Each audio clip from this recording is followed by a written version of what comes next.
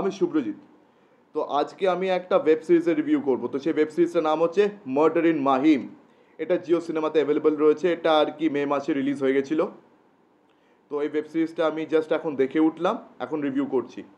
তো এই সিরিজের লিড কাস্টে রয়েছেন বিজয় রাজ, আশুতোষ রানা, শিবানী রঘুবংশী অ্যান্ড ডেফিনেটলি শিবাজি সতম।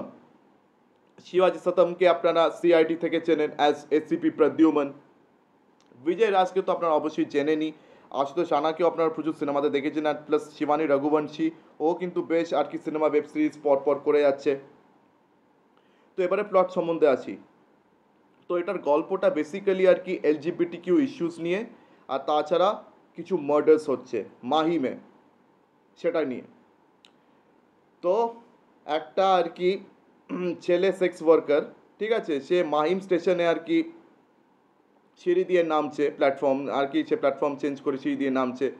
একজনের সঙ্গে ফোনে তার কথোপকথন হচ্ছে। তারপরে স্টেশনে নামতেই সে নিজের কাস্টমারকে দেখতে পায়। তো তার একটা কাস্টমার এসছে, একটা ছেলে। সেই ছেলেটা আবার হুডি দিয়ে নিজের চেহারাটাকে পুরো ঢেকে রেখেছে, তার চেহারা দেখাচ্ছে না। তারপরে তারা একসঙ্গে দেখা করে তারা মাহিম টয়লেটে মানে মাহিম স্টেশনের টয়লেটটাতে যাচ্ছে। টয়লেটে গিয়ে তারা সেক্স করতে যাবে। ওই সময় ওই ছেলেটা ওই সেক্স ওয়ার্কারটাকে ওইখানে খুন করে দেবে, নির্মমভাবে তাকে হত্যা করবে। আর হত্যা করার সময় তার কিডনিটাকে ওইখান থেকে ছিঁড়ে খুঁড়ে বার করে নিয়ে চলে যাবে। মানে এরকম একটা নির্মম হত্যা মাহিম স্টেশনে হয়েছে, ওটা নিয়ে ওখানে হুলুস্থুল কাণ্ড বেঁধে গেছে। তো ওই কেসটার ইনভেস্টিগেশনের দায়িত্ব পড়েছে বিজয় রাজের ক্যারেক্টারের উপরে। সে একজন পুলিশ অফিসার, তার নাম শিবাজি রাও জেন্ডে। তো এখন এলজিবিটি কিউ কমিউনিটি সাপোর্টার্সরা যারা এই ব্যাপারটাকে আর কি সাপোর্ট করে, তারা রেগে গেছে, তারা খেপে গেছে যে এরকম একটা গে সেক্স ওয়ার্কারকে এভাবে খুন করে দেওয়া হলো নির্মমভাবে। তাদেরকে এমনিতে ভালো নজরে দেখে না বিজয় রাজ, বা তার গোটা পুলিশ ডিপার্টমেন্টও তাদেরকে একদমই সম্মান করে না, ভালো চোখে দেখে না, তাদেরকে গালাগাল করে। আর তখন সাল ছিল 2013। ওই সময় কিন্তু গে সেক্স বা ট্রান্সজেন্ডার সেক্স এগুলো কিন্তু লিগাল ছিল না। 2017-তে যেমন আর কি 377 সেকশনের উপরে অনেক অ্যামেন্ডমেন্টস করে তারপর ওটাকে লিগালাইজ করে দেওয়া হয়েছে। তো তখন কিন্তু এটা লিগাল ছিল না। তো এলজিবিটিকিউ এর ইস্যুটা তো রয়েছে, তার উপরে ওই গে সেক্স ওয়ার্কারকে কে খুন করেছে এখন তাকে খুঁজে বেড়াচ্ছে। আর ওই পার্টিকুলার মার্ডারার সে পরে গিয়ে কিন্তু তারই আর কি ডিপার্টমেন্টে যেন একজন পুলিশ অফিসার রয়েছে, তার ছেলেকে সে খুন করে দেয়, তার ছেলেকেও সে মার্ডার করে দেয়। আর খুব ইন্টারেস্টিংলি সে আর কি যখন খুন করছে, ঠিক আছে, প্রথমে যখন ওই মার্ডারটা ওই গে সেক্স ওয়ার্কারকে খুন করেছিল, তার হাতে একটা নাম লিখে গেছিল, ঠিক আছে। আর সে নামটা ছিল তারই ডিপার্টমেন্টের ওই পুলিশ অফিসারের, যার ছেলেকে পরে গিয়ে আর কি সে খুন করে দেয়। তো তারপরে আর কি তার ছেলেকে খুন করার পর সেখানেও কিন্তু সে আরেকটা পুলিশের নাম লিখে দিয়ে গেছিল, এই মার্ডারারটা। পরে গিয়ে আর কি ওই পুলিশ অফিসারটারও খুন হয়ে যায়। তো এরকম খুনটা হচ্ছে কেন, আর সেই মার্ডারারটা কে, সে এভাবে খুন করে নাম লিখে যাচ্ছে, আর যার নাম লিখছে পরবর্তীকালে তার খুন করে দিচ্ছে। মানে সে পুলিশ অফিসারের নাম লিখলো, তার ছেলের খুন করে দিল। পরবর্তীকালে সেই ছেলেটার হাতেও একটা মানে একটা নাম রেখে গেল যে পরের বারে তার খুন করতে হবে, তারও খুন হয়ে যাচ্ছে। তো এই জিনিসটা হচ্ছে কেন, এখন এটা ইনভেস্টিগেশন করতে হচ্ছে। তার উপরে আর কি এলজিবিটিকিউ ইস্যুটাকে অনেক ডিপলি আর কি এখানে দেখানো হচ্ছে।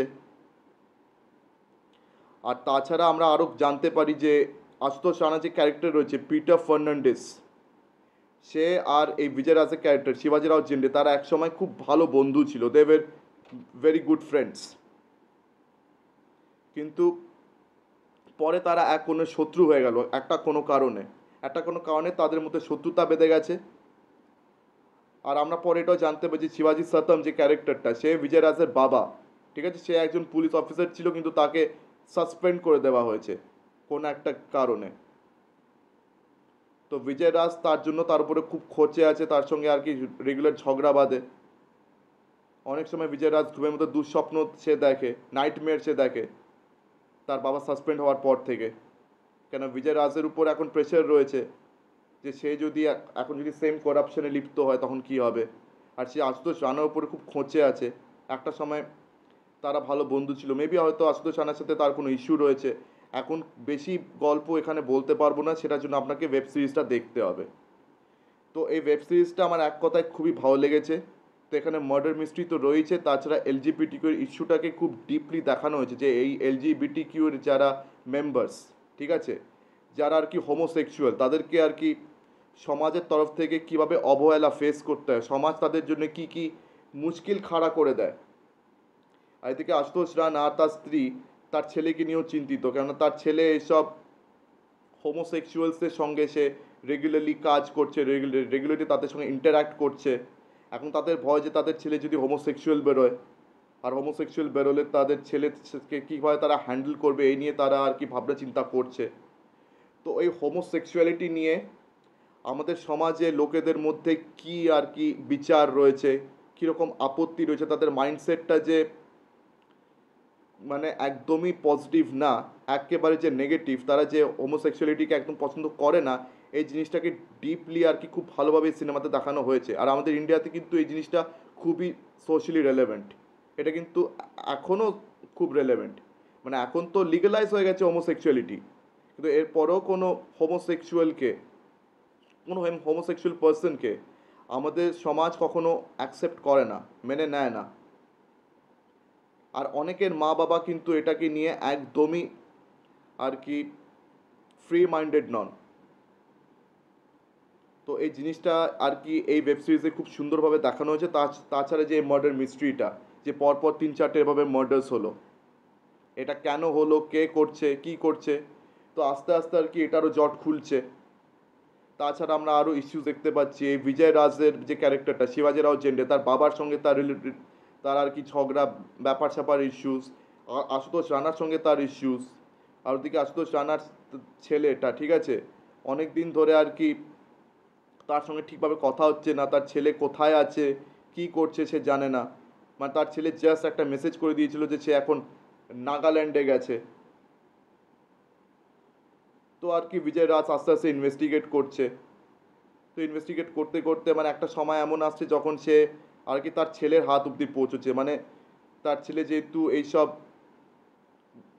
মানে হোমোসেক্সুয়াল ওয়ার্কার্সের সঙ্গে আর কি সে কাজ করছিল, তো কল লিস্টে আর কি সেখানে তার ছেলের নাম ধরা পড়ছে। এখন সে তার ছেলেকে খুঁজছে।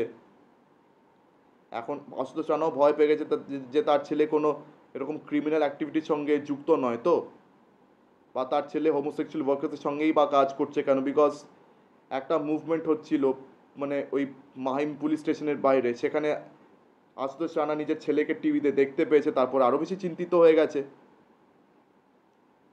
তো এখন বিজয় রাজেরও সন্দেহ হচ্ছে তার উপরে।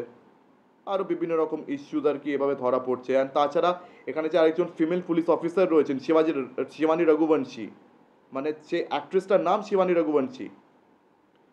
তো সে এখানে আর কি বিজয় রাজের আর কি একজন অ্যাসিস্ট্যান্ট হয়েছেন, মানে বিজয় রাজের আন্ডারেই সে কাজ করেছে, ও ফিমেল পুলিশ অফিসার।